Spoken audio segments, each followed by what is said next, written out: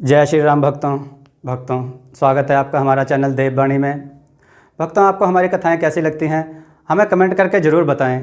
भक्तों, हमारी कथाओं को लाइक अधिक से अधिक करें, इन्हें शेयर करें और हमारे चैनल को अधिक से अधिक सब्सक्राइब करें। भक्तों, आपसे एक गुजारिश है, हमें इंस्टाग्राम पर फॉलो करें जिसका लिंक डिस्क्रिप्शन में दिया गया है। तो चलिए शुरू करते हैं आज की कथा। जय श्री राम भक्तों। दोस्तों, हमारी कथा को शुरू से आखिर तक सुनिएगा और इसका पूर्ण आनंद लीजिए और हमें कमेंट करके जरूर बताइए आपको यह कथा कैसी लगी। इसे लाइक करना ना भूलिएगा। चलिए कथा की ओर चलते हैं। आज की कथा है चार ठग, एक लड़की और सेठ का लड़का। आइए कथा श्रवण करें। बहुत समय पहले की बात है। धनीराम नाम का एक सेठ था। उसे अपने धन और दौलत का बहुत घमंड था। उसके 4 लड़के थे। एक दिन उसने अपने चारों लड़कों को अपने पास बुलाया और उनसे पूछा, तुम किसके भाग्य का खाते हो? हम सब अपने भाग्य का ही खा रहे हैं। सेठ के 3 लड़कों ने एक साथ जवाब दिया। सबसे छोटे लड़के चेतन ने कहा, इस संसार में कोई भी व्यक्ति किसी दूसरे के भाग्य का नहीं खा सकता है, इसलिए मैं भी अपने भाग्य का ही खाता हूँ, आपके भाग्य का नहीं। यह सुनकर धनीराम को क्रोध आ गया। उसने डांटते हुए चेतन से कहा, तुम अपने ही भाग्य का खाते हो तो निकल जाओ मेरे घर से। धनीराम की पत्नी ने उसे समझाया बुझाया, लेकिन वह नहीं माना। उसने अपने बेटे को घर से निकाल दिया। चेतन को विदा करते समय उसकी मां ने उसे कुछ रोटियां दी। उसके पिता यह देख ना सके, इसलिए उन रोटियों के अंदर उसने चांदी के सिक्के छिपाकर दे दिए। चेतन घर से निकल पड़ा। चलते चलते रास्ते में रात पड़ गई। वह काफी थक गया था। तभी उसकी नजर एक गुफा पर पड़ी। वह गुफा के अंदर जाकर सुस्ताने लगा। कुछ देर बाद उसे नींद आ गई। आधी रात को कुछ लोगों की आवाज को सुनकर उसकी नींद टूट गई। उसने गुफा से 4 लोगों को बातें करते हुए देखा। उनमें से एक कह रहा था, हमें इस राज्य की जासूसी सतर्कता से करनी है। हम में से 2 लोगों को राज दरबार में नौकरी हासिल करनी है, किसी भी प्रकार से। यहाँ के चप्पे चप्पे की जानकारी हमें अपने राजा तक पहुंचानी है।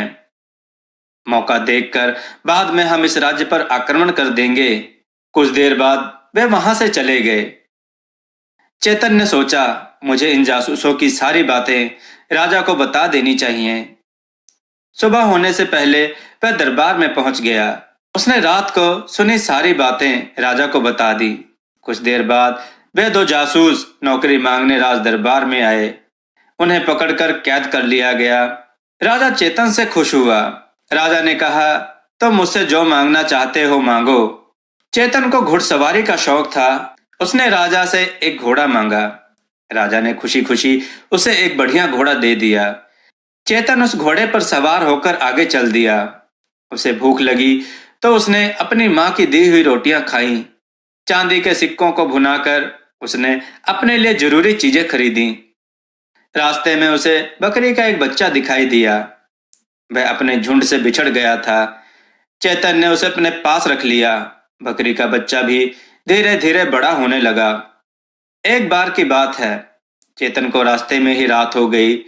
कुछ ही दूरी पर उसे एक गांव दिखाई दिया। वह घोड़े और बकरे सहित उस गांव में पहुंच गया। उसने गांव वालों से कहा कि उसे एक रात रुकने के लिए कमरा चाहिए। उस गांव के लोग दुष्ट स्वभाव के थे। उन्होंने गांव के ऊपर धार में एक मकान बना रखा था। यह खुला मकान था। इसमें दरवाजे और खिड़कियां हमेशा खुली रहती थीं। रात को वहां ठंडी हवा आती थी। जो भी यात्री रात के समय इस गांव में आता था, गांव वाले ठहरने के लिए उसे उस मकान में ले जाते। रात की ठंड से सुबह वह यात्री मरा हुआ मिलता। वह उसका सामान और पैसे आपस में बांट लिया करते थे। गांव वालों ने चेतन की व्यवस्था उसी मकान में कर दी। पहले तो सब ठीक रहा। ज्यों ही रात गहराने लगी, तेज ठंडी हवाएं चलने लगी। आधी रात को ठंड बहुत बढ़ गई। इस ठंड में कैसे जीवित रहा जाए, इस पर चेतन ने अकल दौड़ानी शुरू कर दी। उसे मकान में एक हाथ की चक्की दिखाई दी। दोस्तों, गांव में पहले के समय में आज भी कहीं कहीं दिखाई देती है हाथ की चक्की, जिसे हाथों के द्वारा चलाया जाता था। चेतन को उस मकान में वो हाथ की चक्की दिखाई दी। उसने उसे हाथ से चलाना शुरू कर दिया। चक्की चलाते चलाते वह पसीने से तर हो गया। उसने सारी रात इसी तरह काट दी। रात बीतने के बाद गांव के ठग वहां आए। चेतन को जिंदा देखकर उनके आश्चर्य का ठिकाना न रहा। वे बोल पड़े, अरे तुम जीवित कैसे हो? मेरे ठंड में जीवित रहने का एक राज यही बकरा है। चेतन बोला, बकरा? वो कैसे? रात को जैसे ही ठंड बढ़ती गई, मैं इस बकरे को कहता गया, हे बकरे, इस जाड़े को खा। मेरी बात को सुनकर यह बकरा जाड़े को खाता रहा। इससे पूरा कमरा गर्म रहा। चेतन की इस बात को सुनकर गांव के ठगों की नजरों में वह बकरा खटकने लगा। उन्होंने उससे वह बकरा बेचने को कहा। चेतन पहले मना करता रहा, किंतु बाद में उसने वह बकरा भारी कीमत में उन्हें बेच दिया। चेतन के वहां से जाने के बाद गांव के ठगों में उस मकान में रहने की होड़ लग गई। वे सब रात को उस मकान में रहने के लिए एक साथ आ गए। जहां वे सोए थे वहां उन्होंने एक कोने पर बकरे को बांध दिया। रात में जैसे ही ठंडी हवा चलने लगी, उन्होंने बकरे की ओर देखकर कहना शुरू कर दिया, हे बकरे, इस जाड़े को खा। किंतु ठंड तो बढ़ती ही जा रही थी, बढ़ती ही जा रही थी। देखते ही देखते गांव के वे ठग वहीं ढेर हो गए, यानी उनके जीवन का अंत हो गया। आगे चलकर चेतन ने एक युवती को रोते हुए देखा। पूछने पर उसने बताया, मेरी माँ बहुत बीमार है, उसके पैरों में चोट लगी है। उसे वैद्य के पास ले जाने के लिए मेरे पास कोई साधन नहीं है। चेतन ने उसे अपने घोड़े पर बिठाया। वह उसे उसके घर ले गया।